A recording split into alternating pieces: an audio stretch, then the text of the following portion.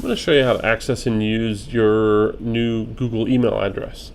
So you had email in years past, but you used to use a separate system called webmail that you would go through to get your email. But now we use Google for all of our email needs. So the best way to get to your email is to simply start with your Drive. So from the Holman website, you can click on the Drive button to take you to your Drive.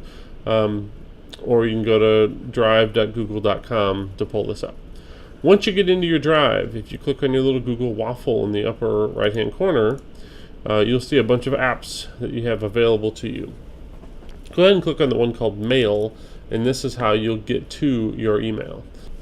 Now, it's important to point out that you do not have a Gmail address. Nothing that you do in the district will have a at gmail.com address. So your student email address is actually your username at student.psdr3.org. So even though we are using Google's Gmail now for your email, you still do not have a Gmail address.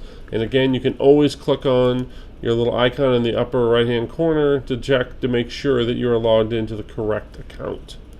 Now, once you've logged into your email, you should see a bunch of emails that have been sent to you. This is your inbox, where you're going to see anything that you receive.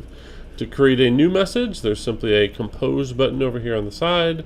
When I hit compose, it gives me a window to type in my new message.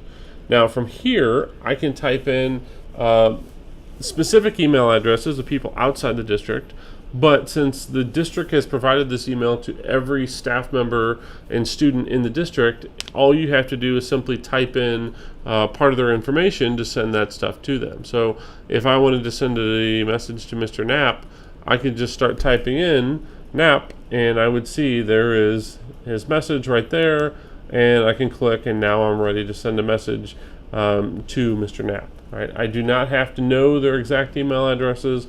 All you have to do is know a few letters of their name just to get you started to find what they're going to do. So subject is where I'm going to type in the subject of my message. It's important to have a good descriptive subject so you can always find your messages again if you need to.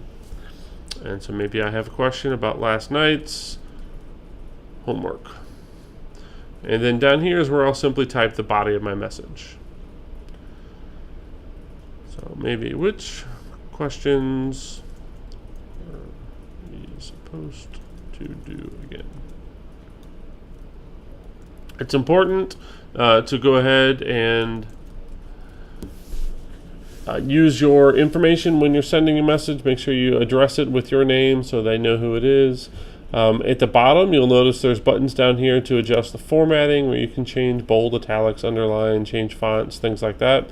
If you need to make an attachment, there is a paperclip that will allow you to attach files from your computer into your message if you need to. You can also attach things directly from your Drive. So if you have things you've created in your Drive, you can go ahead and click on that to embed those into an email.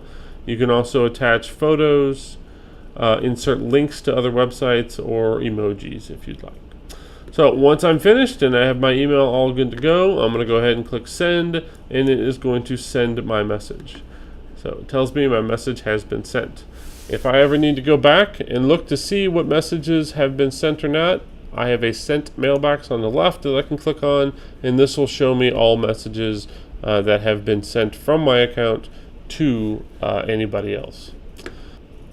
To get back to my inbox, I simply click inbox, and it'll go back to my new unread messages.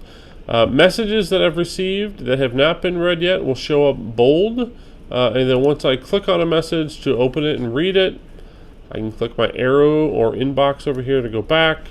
Those messages are no longer bold once I have read those messages.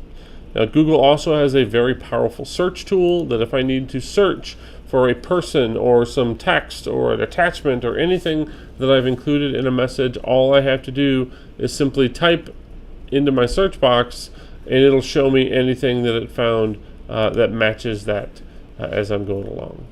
So that's a brief overview on how to get into your new Google Mail account and how to send and receive messages.